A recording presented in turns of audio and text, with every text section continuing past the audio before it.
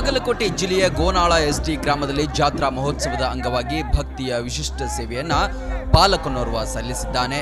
ಎಲ್ಲರಿಂದ ಮೆಚ್ಚುಗೆ ವ್ಯಕ್ತವಾಯಿತು.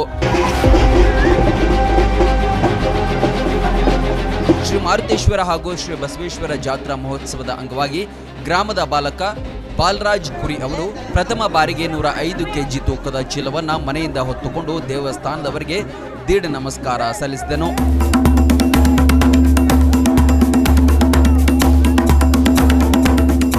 ಬಾಲಕನ ಈ ಭಕ್ತಿಯ ಕಾರ್ಯಕ್ಕೆ ಗ್ರಾಮದ ಹಿರಿಯರು ಹಾಗೂ ಸಾರ್ವಜನಿಕರು ಪ್ರಶಂಸೆ ವ್ಯಕ್ತಪಡಿಸಿ ಭಗವಂತನ ಆಶೀರ್ವಾದ ಸದಾ ಇರಲಿ ಎಂದು ಹಾರೈಸಿದ್ರು. ಕಿರೀಟ ಹಾಕಿ ಊರ ತುಂಬ ಹೊತ್ತು ಮೆರವಣಿಗೆ ನಡೆಸಿದ್ರು.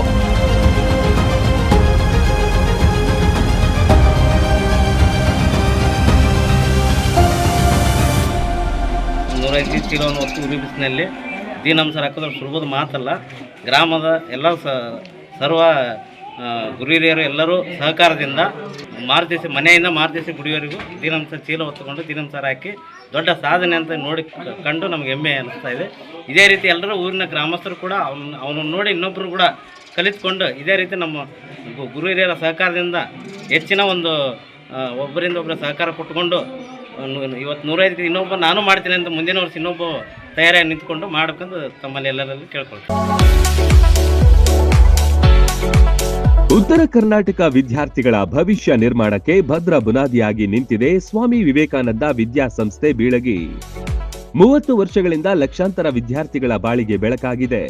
ಒಂದೇ ಸೂರಿನಡಿ ಕೆಜಿಯಿಂದ ಪಿಜಿವರೆಗೆ ಕಲಿಯುವ ಅವಕಾಶ ಇಲ್ಲಿದೆ. CBSE school, science and commerce PU college, ಪದವಿ ಸ್ನಾತಕೋತ್ತರ ಪದವಿ ಅಧ್ಯಯನಕ್ಕೆ ಬೆಸ್ಟ್ ಸಂಸ್ಥೆಯಾಗಿದೆ.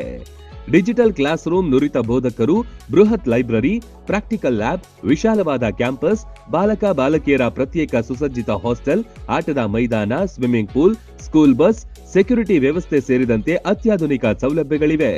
ಮಕ್ಕಳ ಸರ್ವತೋಮುಖ ಅಭಿವೃದ್ಧಿಗೆ ಸದಾ ಸಿದ್ಧವಾಗಿದೆ ಈ ವಿದ್ಯಾದೇಗುಲ.